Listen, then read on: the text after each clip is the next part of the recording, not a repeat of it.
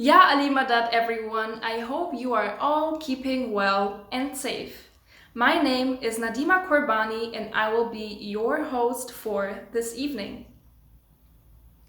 Before I share the program for tonight, here are some highlights of the board activities this week.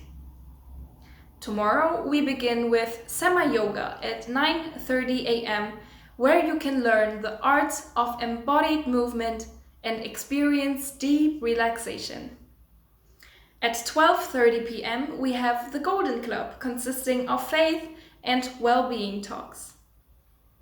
In the evening at 5 p.m. the Aga Khan Youth and Sports Board, AKYSB, is hosting the next installment of the online chess tournament of 2021.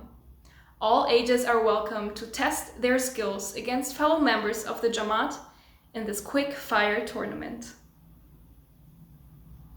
Throughout the day tomorrow on Ismaili TV, you will also have the opportunity to watch an insightful discussion with the Right Honourable Jeremy Hunt, MP, former Foreign Secretary and current chair of the Health and Social Care Select Committee in the UK.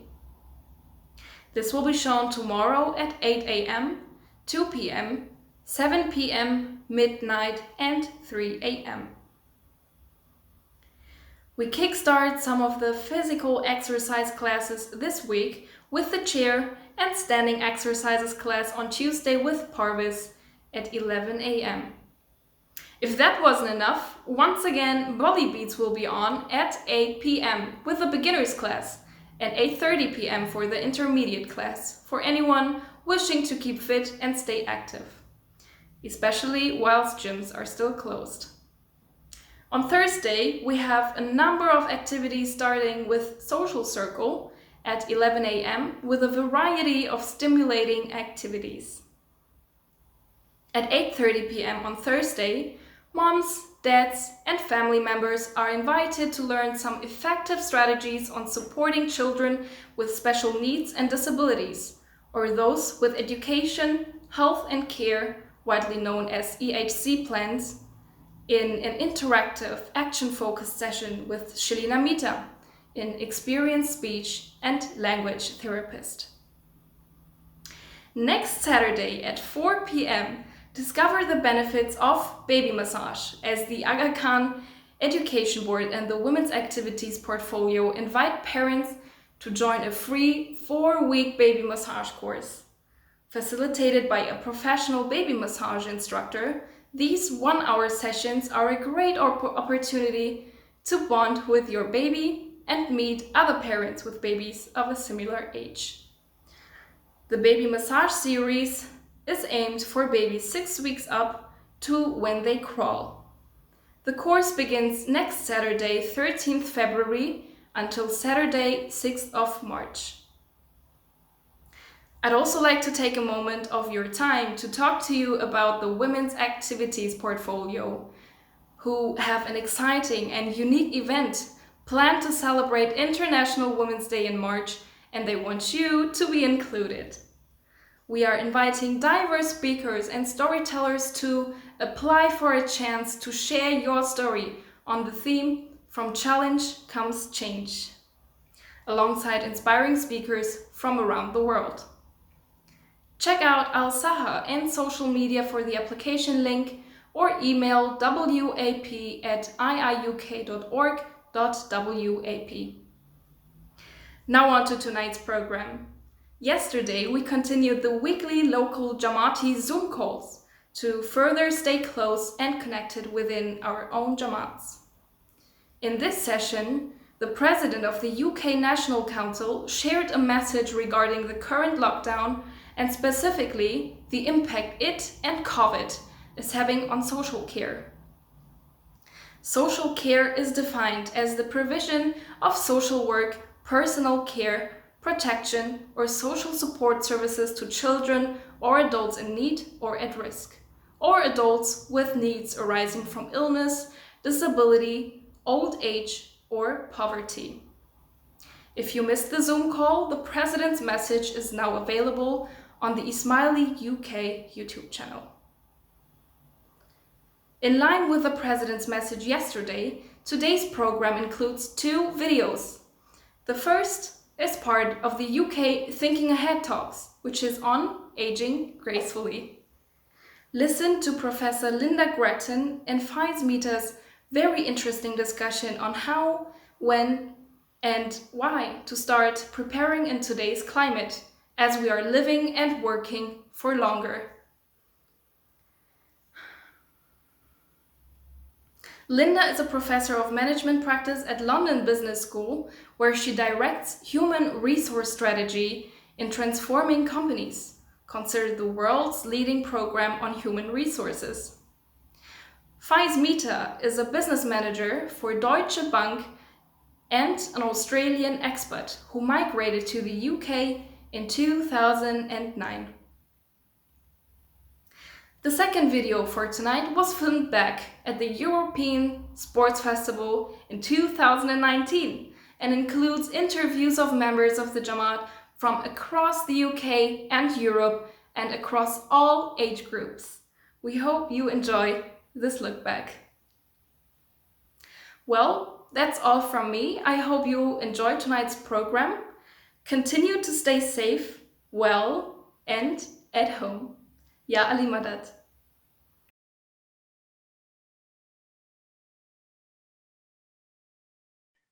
Hi everyone, my name is Faye Smither and I'm part of the Aga Khan Youth and Sports Board, and welcome to the latest edition of the speaker series on thought leadership, focusing on aging gracefully.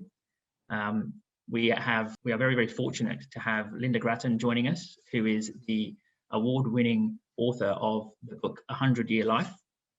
Lynda is a professor of management practice at the London Business School and a founder of the advisory practice HSM. She's an award-winning author of The Future of Work and the Role of Corporation. Her 10 books have sold over 1 million copies and have been translated into more than 20 languages. Her latest book, co-authored with Andrew J. Scott, is The New Long Life, a framework for flourishing in a changing world. Global recognition of her work includes the Indian Tata Prize, the American AHRI Prize, and a US Fellow of NAHR. She has also received the LBS Best Teacher Award. Lynda has served on Prime Minister Abe's Council for Designing a 100-Year Life Society and is a member of the Council of the World Economic Forum. Lynda has also chaired the WEF Council on Leadership and is currently a member of the International Advisory Board of Equinor. Lynda, thank you so much for joining us, and we really appreciate you giving us this time today. My pleasure. So, as I mentioned, we're sort of talking through with you the concepts and the principles of your book, The 100-Year Life, and how that sort of has come about, and how we as a community almost engage quite closely with it, given the changing dynamics of it. What were the key kind of inspirations for this book, and how did it come about? Well, thanks for the question. So I basically study the future, particularly the future of work. In fact, you mentioned earlier, I've written a number of books, and those have mostly been about work. So I've looked at technological trends, how work is shaped by technology. I've looked at how work is shaped by society, the fact that more women are working, our family structures are changing. But when Andrew and I, who's an economist, by the way, got together to talk about the future, we both said, there's a huge demographic story here that hasn't really been told. And so we asked ourselves a really simple question, which was, what happens when everybody lives to 100? And that actually got us going. We spent 3 years working on that simple question, what happens when everyone lives to 100? Yeah. And we wrote the 100-Year Life, and we loved that. It was a very successful book. It created a lot of conversation and buzz. And so we followed that up just recently with A New Long Life, which sort of takes a sort of broader perspective. But basically, the reason we got into it is with a simple point that most of us are going to live longer. And when you live longer, it's not simply that you have a little bit stuck at the end of your life. It actually affects the whole of life, from, my grandchildren who are aged 2 right up to my own kids who are in their 30s. So yeah. That was really, and indeed my MBA students at London Business School. Okay, brilliant. And I guess you've touched on this a little bit, but the principles which underpin the book, and what the message is that we're trying to kind of get people to start thinking about, more so than, I guess, give them an edict around what that is. If you could give us some color around those principles. Yeah, sure. Well, I mean, the new book, The New Long Life, is really the framework for flourishing. Is really based on 3 simple principles. The first is about how you narrate your own life story. You know, what is it? What's the story you tell about yourself to yourself and others? And actually, the interesting point about that story is that, we're living longer, we're living more healthily. And so at every age, we have to sort of reinvent who we are. So that narrative really becomes a narrative of reinvention and possibilities. The second is really about exploring and learning. I'm very interested in the impact of technology on our lives and on work. And it's very obvious that the sort of skills we have at the beginning of our life, when, for example, I teach my students at London Business School, are not going to be the same ones that take you right through life. So, learning and exploring becomes a lifelong activity, not just something you do at the beginning. But also, as we've seen in COVID, the third principle is really about how we relate to each other, how we relate within our families. But also, Andrew and I talked a great deal about how do we relate to other generations. We're both very against generational stereotypes, by the way, like Gen Y, Gen X, and so on. Maybe we'll come to that later. Yeah. And also, how to relate in our communities. So this notion of narrate, explore, relate sits at the very heart of what we feel you have to do to flourish. Brilliant, amazing. I think one of the key messages, and I guess the thought processes that all of us have around aging and getting older is how to support yourself in that time when you're no longer productive, and the stages of life that you go through to get there. And the focus is very much always on sort of the financial elements of that. One of the really interesting things your book covered was the intangible asset sort of model, and the asset model more generally around ensuring that you have adequate coverage across all of those elements or themes. Can you give us some more sort of insight into the thought process or the thinking behind that? Well, I mean, the marvelous thing about an economist and a psychologist working together is the economist obviously is going to look at the financial aspects. And I, as a psychologist, are going to look at some of the emotional aspects. And what we realized is that when your life gets longer and you age gracefully, what that means more than anything is you move from a 3-stage life, full-time education, full-time work, full-time retirement, to what we called a multi-stage life, where you move in and out of all of those bits right the way through your life. And clearly, money plays a really important role in that. And of course, COVID-19 has really emphasized how important it is for any of us to have some sort of financial resilience. And part of what we said in the books, particularly the 100-Year Life, was you really need to be planning, as I am doing, to work into your 70s. The idea that you'll be able to retire at 60, sorry about saying that to you now, but you did read the book, so you did already know that. That's not going to be a possibility. So there is and so once you say, well, I need to be productive right into my 70s, then it changes your intangible assets. And part of your intangible assets, obviously, are health. People often ask me, I don't know if you were going to ask this question, what did you, Lynda, do differently, as when you wrote the book? And without a doubt, the biggest difference it made to me was on my asset of health. If you could see me now, you'd see I'm strong, I run, I've lost weight. I'm in pretty good shape, actually. And I wasn't particularly, I was in okay shape, but I wasn't very strong when I came into writing the book. So, obviously your physical assets are absolutely crucial. And I do think that we have to really focus on healthy aging. I mean, that for me is, and Andrew Scott, my co-author, by the way, I've moved on to go back to write about work, which is what I normally write about, but he's really focused on healthy aging. So he's very, very clear that this is crucial. But it's not just that. It's, as I said earlier, another intangible asset is, what have I got in terms of my skills? And also, my relationships. The fascinating thing is there's been very few longitudinal studies of our lives, but those that follow people through their life all say the same thing, which is it's not fun being poor. So nobody will say, oh, it's great, don't bother earning any money, you'll have a marvelous life. That's not the case, because it doesn't bring you choices and options. But beyond a certain amount, actually what really makes the asset that really makes a difference to our lives is friendships, family, community. And actually that's something we picked up even more strongly in our new book. Okay, amazing. And I think the context for our community, obviously largely immigrants to the UK, and obviously I think my parents definitely, and a lot of my peers, their parents really focused on getting that sound financial footing, and have almost set the platform for us now to be able to have these options that the financial security provides you. Yeah. That those themes around community, friendship circle, health, which we can now, I guess, spend more time thinking about, given the financial element has been solved, are just as important. I think is the takeaway that I got from the messages that you and Andrew were delivering.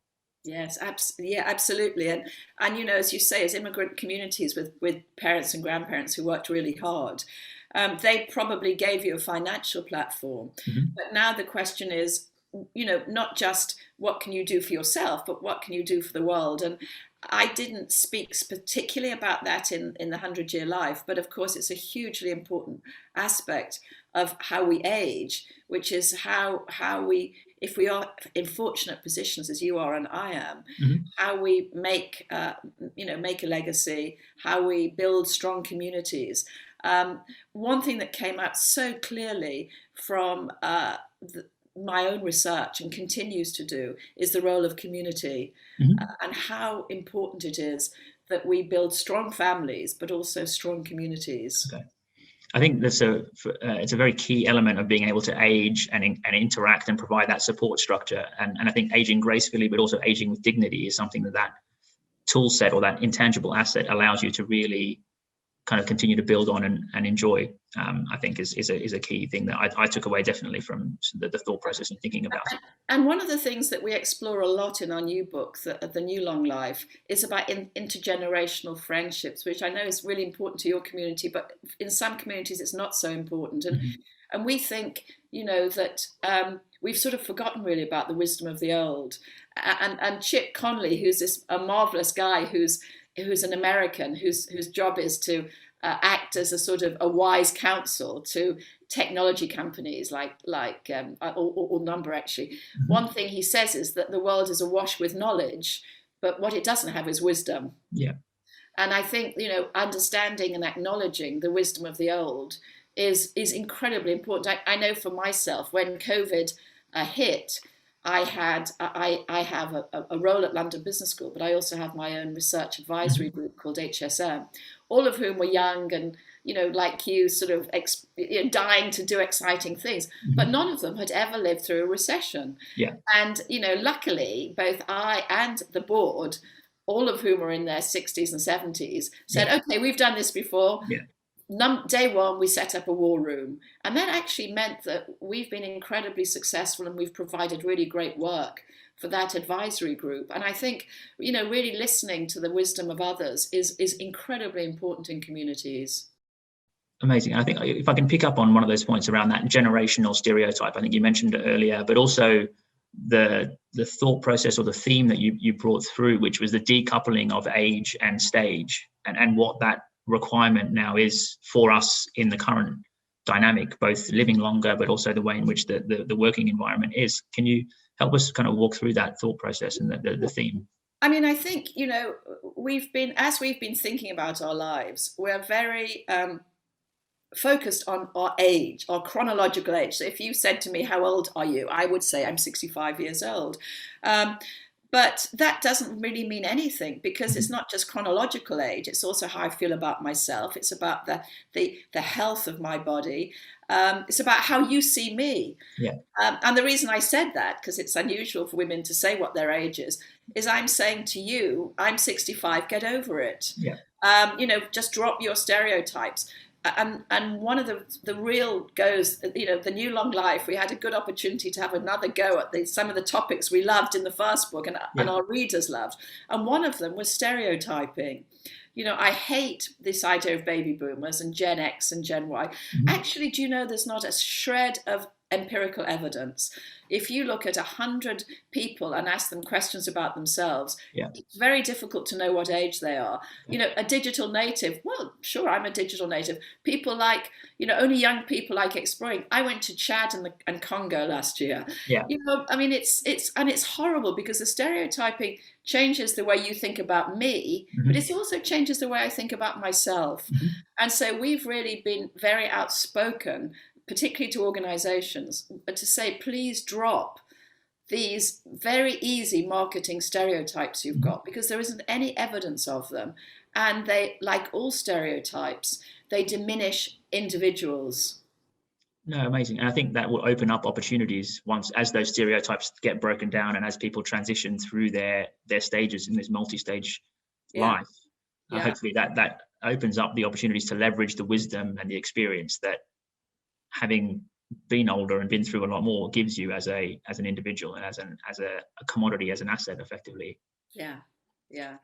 Great. I think one of the comments you made in the book was the piece around generational isolationism, and it sort of expands upon the stereotyping that one does see. And how we reverse that, and how we start bringing in the connectivity between those generations and helping them leverage each other, learning from the young, but also learning from the wisdom. What was the kind of inspiration for that, or the thought-provoking, what you saw or what you experienced that helped kind of bring out that concept? Well, one of the aspects of industrialization, as your parents and your grandparents moved into the UK, they will have seen that they're living in an industrialized society. And in an industrialized society, age and chronological age is seen as one of the easy ways of saying, where you are at any point in your life. So, for example, in a 3-stage life, if I'm 21, I'm probably at university. But as you get into a multi-stage life, then there's no reason that you couldn't be at university at any stage in your life. And one of the concerns that we have is that chronological age has been seen as a way of, the institutions have reinforced that, particularly, and I speak as an educator, particularly educational institutions. And what that means is we haven't really enabled teams to work together. We talk a lot at the moment about diversity, and I think rightly so, but we mostly talk about race diversity and gender diversity, but actually age diversity is really important. And if you can bring the two areas that are very where it's very difficult for ages to meet, is education and work, which of course are the two areas that really, are the areas that we work in. So if you're in education, it's very difficult for you to be a student with people from different age groups. And similarly, if you're at work, you tend to be working in groups who have the same age. And I think that's a real sort of sadness, actually. And certainly at London Business School, I'm one of the professors who has been very, very keen at bringing students from all different age groups into the same room together to learn from each other in terms of their experiences. And similarly at work, I like in general to bring a multi-age group together if we're trying to solve a problem. No, amazing. That actually dovetails quite nicely with the theme around lifelong learning, continuous education, and the concept of recreation rather than recreation, which kind of those three things quite resonated with me quite well. Just building on that in terms of how we as individuals, no matter what stage you are, whether you're 21, 35, 45, that concept of lifelong learning and recreation. Can you give us some more of your thoughts around that? Well, I think, one of the challenges of the normal 3-stage life is it's full-time education, full-time work, full-time retirement. And somehow that retirement, is just a time of recreation. Let's go around the world. I don't know, whatever people do when they're retired. But actually, what we learned is that lots of people don't want to have that huge cutoff. 1 minute they're working, next minute they're retired. They want more of a sort of portfolio. And the other thing we learned is that when you retire, that reduces your life expectancy. Working, being productive, when I say work, by the way, I don't simply mean work that's been paid for. I also mean, when you're engaging with as I do, and I'm sure many of you do, in terms of charities and so on, I would consider that work. And people want to work longer. And so the time that they had, which used to be called retirement, recreation, is now, we hope, is now distributed right away through your life and becomes much more about recreating yourself. Why wouldn't you, at the age of 40, want to take a gap year? I mean, 21-year-olds are, and they haven't even done anything to get a gap from, as far as I so, why wouldn't you want at 40 to take a year off, or at 70 to go back to university? And so I think that we have to realize that the time when we're not working can also be a time when we build our assets. And remember, I said those are about health, those are about learning and about community. And it's very interesting. I just ran this morning a webinar with my research community. So I have a community of people right around the world from companies that we do co-creational research with. And I was asking them, what's been good about this hybrid way of working, working from home, not going to the office very much. And one of the most important things they said is, we feel healthier. We're not commuting so much. We're giving time. So, for example, when we finish today, I hope to do my, hour's walk around Regent's Park before my next Zoom. And, so people are feeling as if they've got more control over themselves. They've got more hours, and they're giving that to health. And that's a very, very important thing. So recreating yourself is really top of the agenda as far as we can see. I think so. Breaking down the traditional thought process around, education, work, retirement, and breaking down the traditional roles that individuals play within their communities, within their families, is obviously something that is going to happen. I think it's already happening. Is what I could take away whilst I was, going through the book, but also will accentuate even more going forward. And those traditional stereotypes of age, of the role of a parent, whether that be the father or the mother, and how they interact over the life of their relationship, is obviously something that everyone needs to be open to allow for this recreation to take place and for the dynamics of their relationships to evolve. Can you sort of help us? We talk a lot more about that in our most recent book, actually, The New Long Life. And really what we're saying is that we're seeing a great deal more diversity in terms of family structures. And so we need to acknowledge that and realize that some of those, families can work incredibly well. But also realize that when you move, the marvel of a traditional family, and I was brought up in a traditional family. I don't know, perhaps you were, I'm not sure. Oh, definitely was, yeah. Is that dad worked and mum looked after us kids. And so what that meant is that every morning there wasn't a debate about who takes the children to school or who picks them up or who makes the tea, because that's what mum did. And in many ways, that was an easy traditional role for both of them. There weren't any arguments about that. But actually now women work all over the world. As you mentioned earlier, I've been serving on Prime Minister Abe's council in Japan, and even Japanese women, and people don't think Japanese women work. They do. They do work.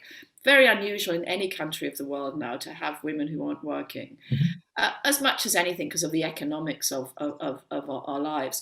So when you get two people working, then suddenly everything's up for grabs. In a sense that and what I've said in the new book is these become negotiated relationships. Whereas my parents' relationship wasn't negotiated. Mine certainly is. And if I look at my own children and their marriages and relationships, those are negotiated relationships. Actually, the truth is those can work really well, but they need a great deal more intentionality and they need a great deal more skill. My parents didn't have books in the library about how do you manage a relationship because they didn't have to. But if you look at your library or my library, there's a whole bunch, about how do you make a marriage work or, I have a second marriage. So how do you work with stepchildren or all of this sort of thing? Yeah. So it's become much more intentionality. It requires more skill. It requires more thought. And so I feel positive about families, actually. I do think that the diversity of families that we're seeing provides more opportunity, for people to build the lives they want. Some of my male gay friends, for example, who've been able to adopt children, that's been a wonderful thing for them and a wonderful thing for their kids. So I think diversity is great. Families are wonderful, and any structure that supports good parenting, gets the thumbs up for me. Whatever it is, I have no interest really in what it is, but if it works for children, then that's going to be really important. Because I think what sort of happened with work and the industrialization of work is somehow we forgot that people had families. And of course, the marvelous thing about Zoom is that everybody sees their families. I talk to senior executives and their children are sitting on their knee and they want to know who you are. And you talk to CEOs and they're sitting, with their kids running around. Suddenly, you're not this individual. You're actually just part of somebody's family. You're somebody's dad. You're somebody's husband. You're somebody's wife. And I really like that. I've felt from the beginning of my research really that we've separated family and work far too much. So I appreciate that we have more of an opportunity now to build a way of living that's more reflective of what we want. And obviously COVID is the big thing on all of our minds at the moment. And it's been interesting. I work in the corporate world, and it's been very interesting to see how that has changed exactly the way you just articulated, the way in which you see senior managers within your organization, other individuals within your organization. How do you think this current, pandemic has it accelerated our journey towards a more flexible, all-encompassing life, or is it going to compromise that at all? What's your kind of take on it? Well, first thing to say is I've been watching this from the very beginning, and I've done a series of webinars. In fact, I did one just this morning. And I've written a series of columns. I have a column at MIT in Boston, which I've written. So if you'd like to send my email to just drop me a note. I will send you the whole list of stuff that I've been doing. So I've been very engaged with it from the very beginning. And as I'm also a member of the World Economic Forum Council on this. So I've kept a diary. This is now Volume 5. That's the World Economic Forum, Volume 5 of the Pandemic Diary. And it's been a narrative that's continuing. A couple of takeaways from me. One is we won't return to how we worked. Nobody wants to do that. Only 10%. We survey people, only 10% of people want to get back to where they were. People have been surprised at how amazing the Zoom has held up. My advisory business has, for example, put together 100,000 people on our Jam platform to talk to each other, and the moderator. I mean, it's the technology is incredible, and everyone sort of love that. They've learnt they can work from home. They've sort of missed the office. So first thing is we're not going to get back to where we are. Second point is do not. This is what I would say. This is what I say to leaders at the moment: is don't make any decisions yet about the future. We're in a period of deep experimentation. I don't think people's experiences now are going to necessarily be how they'll feel in 6 months' time. So that's the second. The third is we're moving into a massive recession, huge problems with youth unemployment, big reskilling agenda, and corporations and individuals of wealth need to step up and help on that reskilling and upskilling agenda. Inequality has grown during the pandemic in every way. Some frontline workers, for example, my son works in A&E as a doctor. He's on the front line all the time. He's very much exposed. I'm not. I'm sheltering. You see that with the person who delivered our groceries this morning. So people have completely different experiences. And it's really shown some of the terrible inequalities in our society. And I think we were just talking yesterday to the World Economic Forum Group committee who looks at this, who have very, very senior people, a couple of ministers actually from across the world, and they're all very worried about inequality. I think that's it's something that we've obviously seen and observed, but it obviously becomes a lot more acute in scenarios like this, and it really bears its teeth, I guess, in terms of what we can do as a community and as individuals in terms of trying to help with that, where you are in a fortunate position to do so. Yeah. I think everything I'm saying to all of my powerful, CEOs or powerful benefactors, this is your time to reach out now. We really need to support others who aren't as fortunate as we are, but particularly help people upskill. When you get a major recession, the first thing companies do is lay off. Now, we're not noticing that so much because of government intervention, but that's going to stop pretty quickly. Mm-hmm. And the second thing you notice is automation. Companies start replacing people with with AI, with bots, with chatbots, and so on and so forth. And that means that those people who are still in work have to move their skill base to be more digital. And that's something, for example, that Microsoft has really done well to support millions of people to make those transitions. But more companies need to step up on that. I think that's a really interesting point, and I think it spans I guess stages, if I may call it that, and rather than refer to it as age. But how do you see, if we almost might step through this, if I may, in a 3-part sort of format, how do you see this impacting new graduates or people entering the workforce now? Secondly, those that may be impacted from a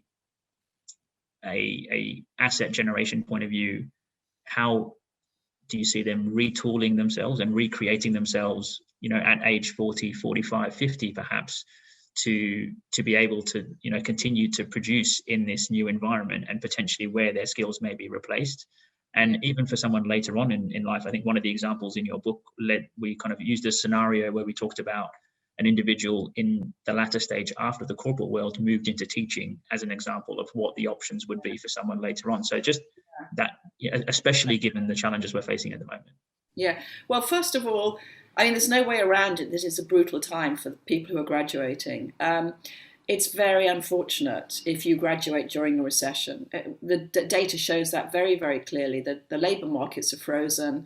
That's why people say, isn't it marvellous that so many young graduates have applied to London Business School, to Harvard, to Stanford, MIT. We knew that would happen, but that wasn't a surprise to us, because in a recession, people fly into postgraduate, and that's not a bad idea, by the way, to keep your head down until it blows over.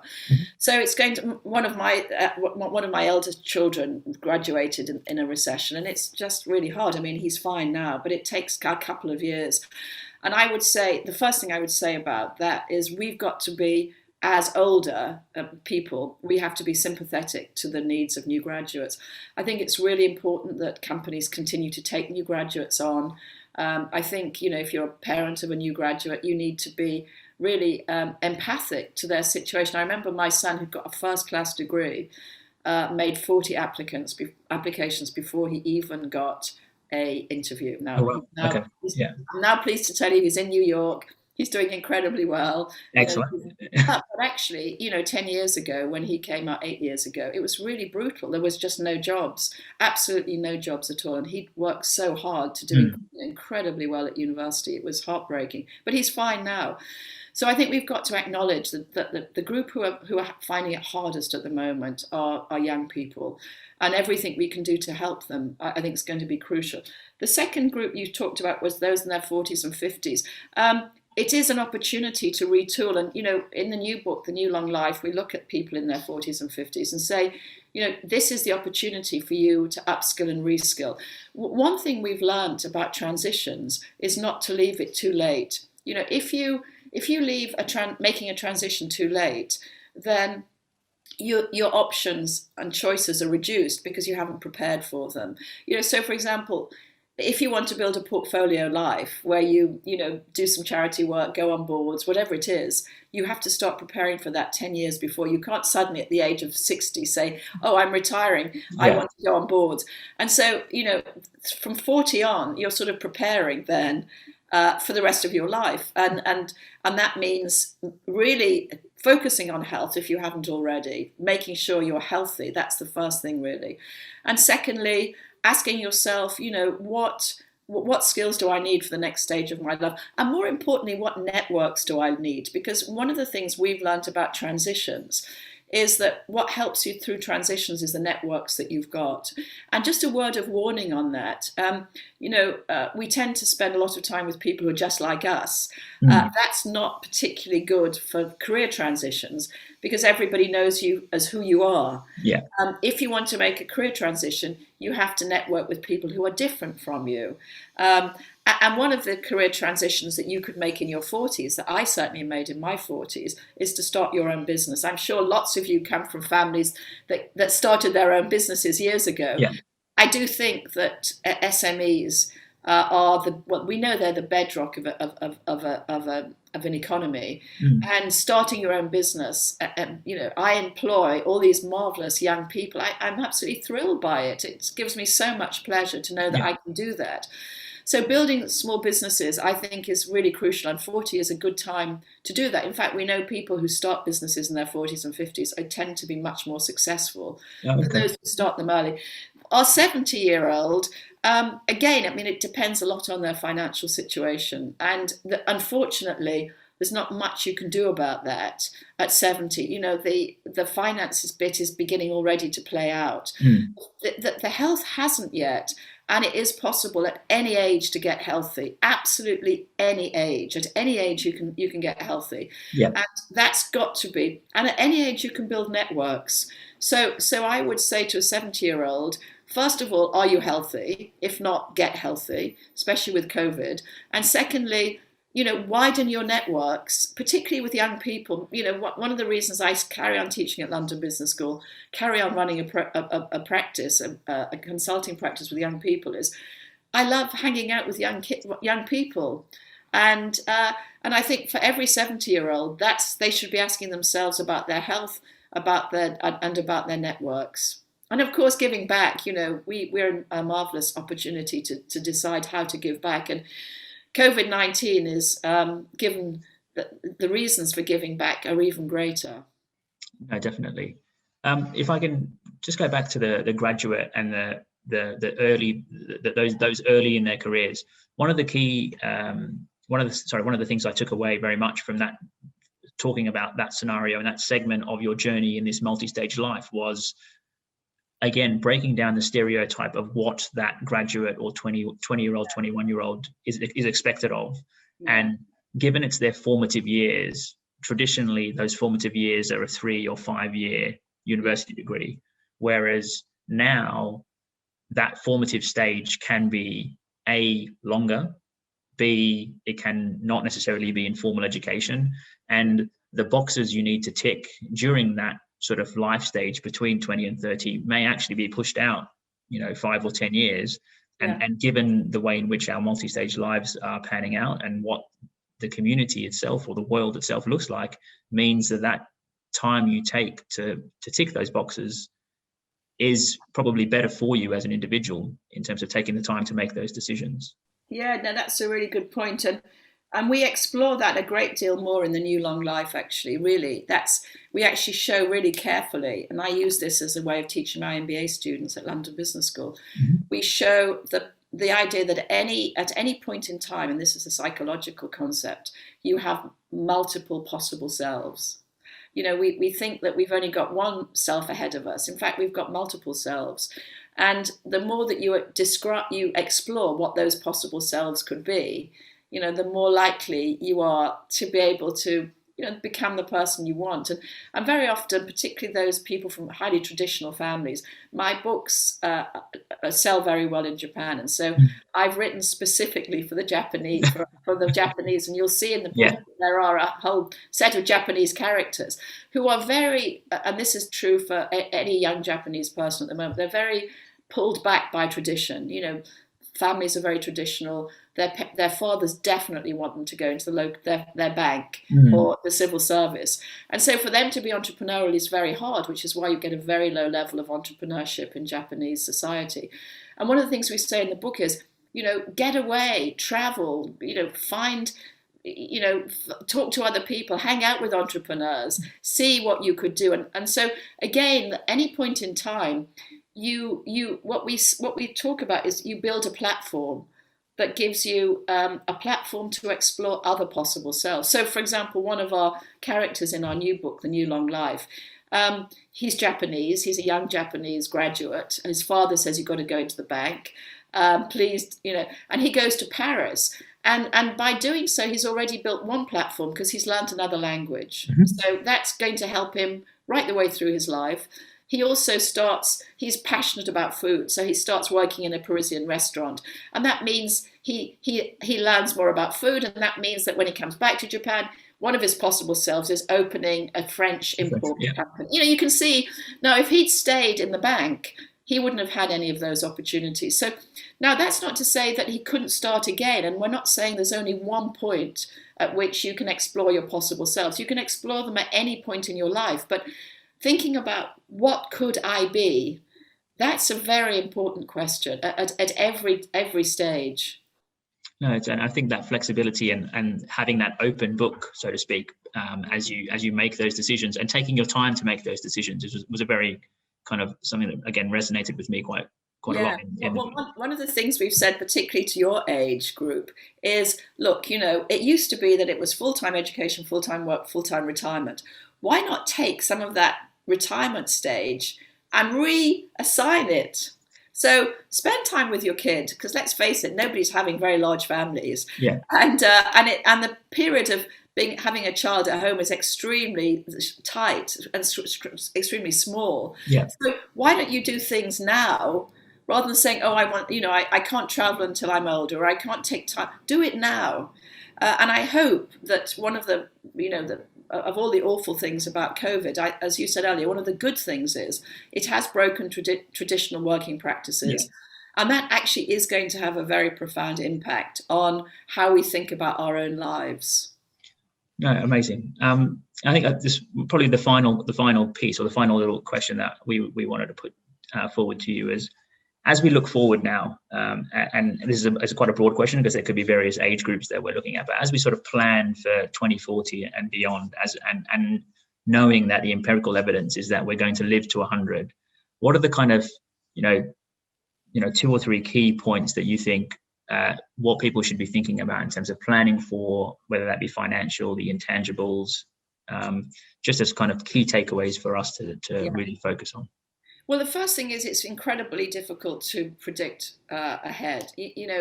I after the pandemic, our new book, The New Long Life, came out in May, and so both Andrew and I immediately went to the back of the book to see if we'd mentioned to look in P for pandemic. We hadn't. Yeah. So it's very difficult to predict the future.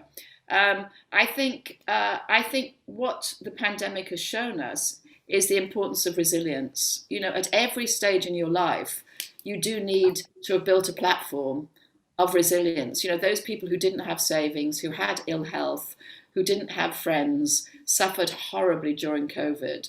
And those are things that all of us can build. We can all save some of our money. We can all make sure we're healthy, and we can all make sure we've got friendships. And I think that's really, really what's come back home to me is about resilience. The other thing that I would say that we absolutely know about is that there will be a massive energy transition, which will affect all of us, and will have a huge impact on our climate. And we know that there'll be a huge technology transition. So we are living at a time of extraordinary business model transitions, and that means that we've got to understand that the skills that we've got now might not, and the way that we live now might not work for us in the future. One of the points that I think is always an interesting question is, what do you think you're doing now? But in 10 years' time, when you look back, you'll think, God, what was I thinking? And actually, that's hard to predict. But for example, 10 years ago, if you'd walked outside, there'd be people smoking in the restaurant. And now you'd be really shocked by that. 10 years ago, people talked about women in a way which you would now find shocking. So, I mean, there are, society does change.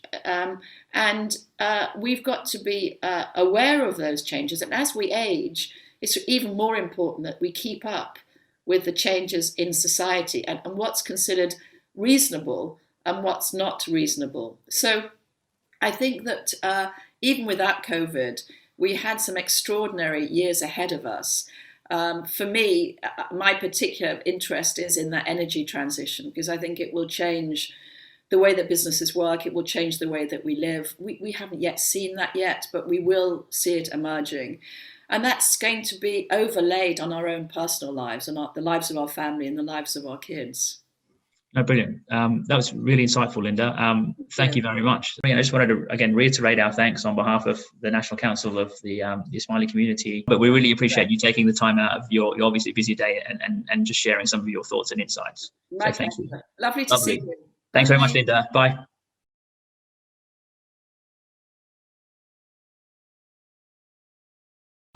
The category of Marids whom I'm concerned about are the aged. Alhamdulillah, people are living longer lives, and the aged must be able to enjoy the full span of their life in happiness and acceptable quality of life. Maulana Hazrimam, Kampala, Uganda, 23rd August 2007.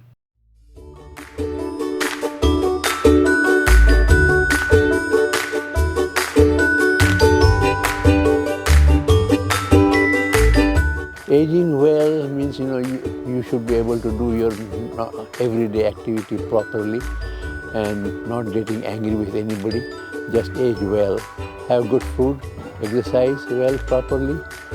And my personal understanding is when the day is over, go to Jamaat Khana and the new day starts when you come out of the Jamaat Khana.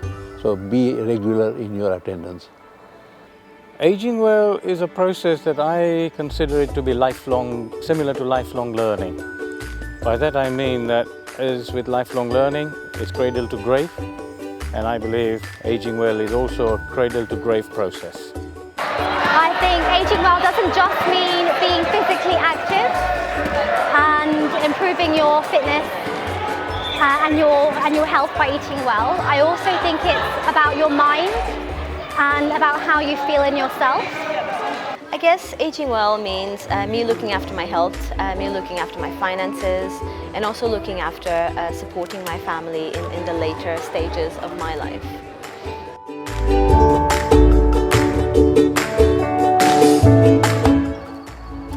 I think about 20 years ago. I think you become older at 25.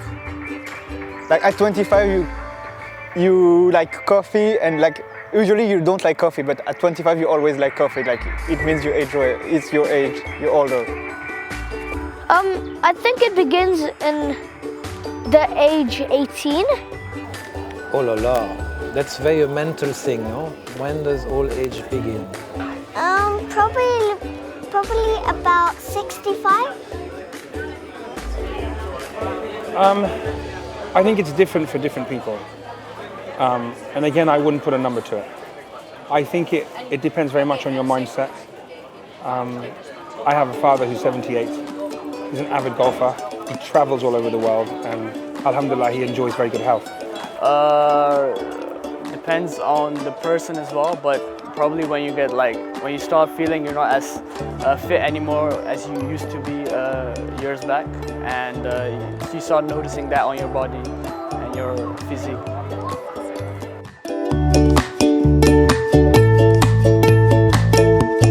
My aspirations for older age, and I've been saying this at the various seniors clubs, we don't call ourselves seniors clubs anymore, we are now circle clubs, and advocate that the loneliness is something that should be avoided, and also dependency on friends, family in particular.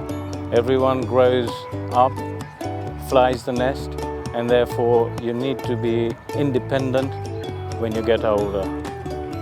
I'm a very family person, so I dream of having my children, my grandchildren around me a lot, having continuing to have a good social life, continue to learn, and in old age what I would like to do when I retire truly is either learn to play a musical instrument or something that I haven't been able to do in my youth.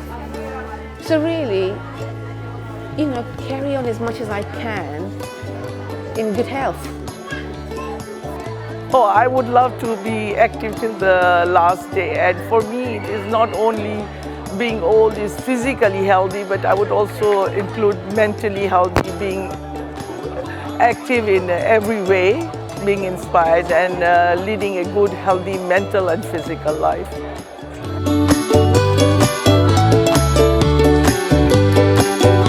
The earlier age, make yourself financially secure. At that time, you want to spend more money, but take care, like what I did or what many people do, get yourself secure. Also, athletics, exercises, carry on doing exercise until whatever age you can, and then spiritually enlighten yourself. So more relaxed, family life is more relaxed. You age well that way. And try and get into as many committees as you can, as many societies as you can, and widen your friend circle. It helps a lot, rather than being a loner. Just my aspirations. A sense of belonging. You belong to your family, you belong to your local community, you belong to society. And I think making sure that you don't suffer bouts of loneliness. I think loneliness ages you. Whatever age number you are, loneliness ages you. And I think that's why we are so lucky with our Jamati, where they are not just places to go for prayers, but you have your clubs. And I think involvement, inclusion is so important. So you have your families, you have your social club, and you have your Jamati. So your whole day is a full day. I think something that would help people prepare themselves better as they age and making sure that I guess is as smooth as possible is exactly this conversation. Having a conversation about it, being really aware of the fact that a lot of resources and knowledgeable people are around to help share ways to improve your lifestyle. I think you have to plan it. I think you have to think about, we tend to live in the now, and sometimes you do have to think about the future. You need to think about whether you're going to be in a good state, whether you've thought about your health, whether you've thought about your income, whether you've provided for your long-term needs, and whether your children are in a good place. These are things that I think are really, really important.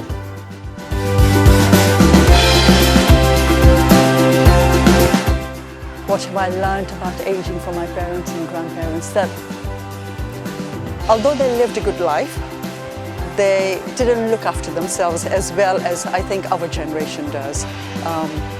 Perhaps they didn't have the tools available in those days. What was a healthy lifestyle? They ate what they enjoyed. There was hardly any physical activity. No checkups, they probably hardly, attended any checkups. So I think they let themselves go in that sense, whereas we have a lot available at the present moment. So yeah. I learned that you don't have to eat so much samosas because it's bad for your health. It's really bad for your health.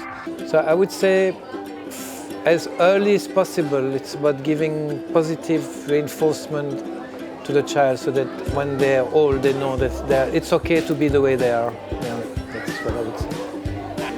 From my parents to keep fit and healthy, and my grandparents to be kind and helping other people in need.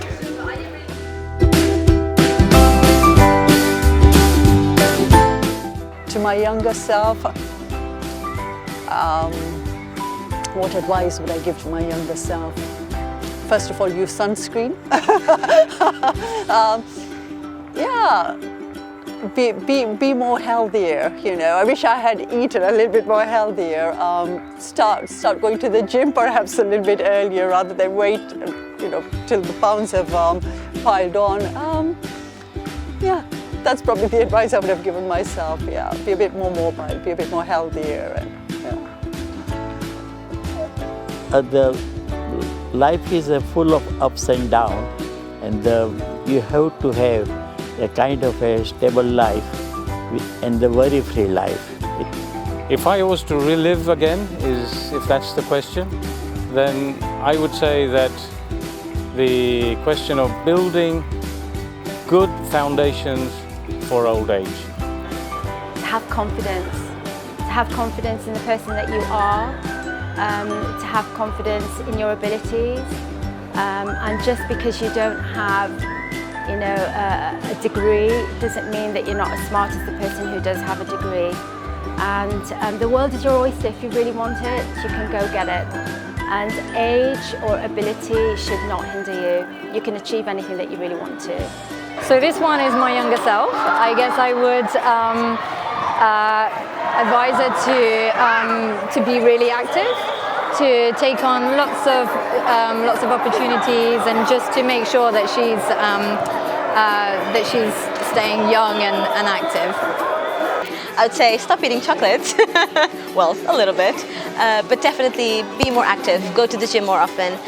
Start saving from early, I guess your early 20s. As soon as you start working, I think you can start saving, and I should have done a bit more than that. And also just try and find a plan of what do you want to do in the next, I guess, 10, 20 and 30 years, and work slowly towards those little goals you have.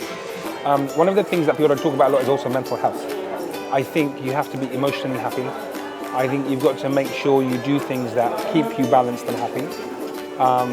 I think you've got to look at what could and couldn't happen as you go forward, and be aware.